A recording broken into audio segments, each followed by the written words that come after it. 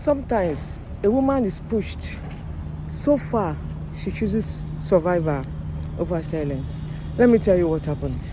She was a young widow, married into a respected family, but her husband died suddenly. The culture had a rule: the next brother would marry her to give her children in her late husband's name. So she obeyed. But the second brother treated her like property. He used her but refused to get her pregnant.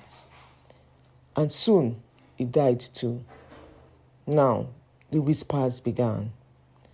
Something is wrong with her. First one died. Now the second. This girl is cursed. Her father-in-law promised the last son would marry her when he was old enough. She waited. Years passed.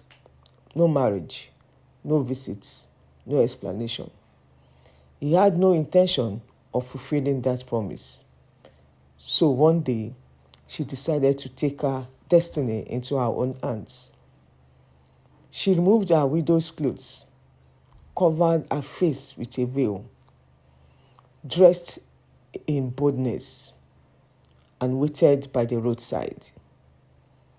Her father-in-law passed by and didn't recognize her. He asked her for a moment with her, and she agreed. But she said, "What will you give me?"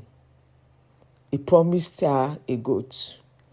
She said, "Leave me your staff, your ring, and your cord as a pledge." And he did. Later, she disappeared back into silence. Weeks passed, and word broke out: she is pregnant. The man who had promised her justice was the first to judge. "Bring her out. She must be punished."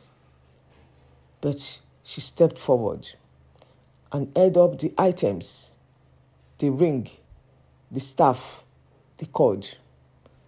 "The man who owns this is the father of this child." Silence, shame, and then truth. "She is more righteous than I am." That woman, the one they called cursed, became the mother of twins.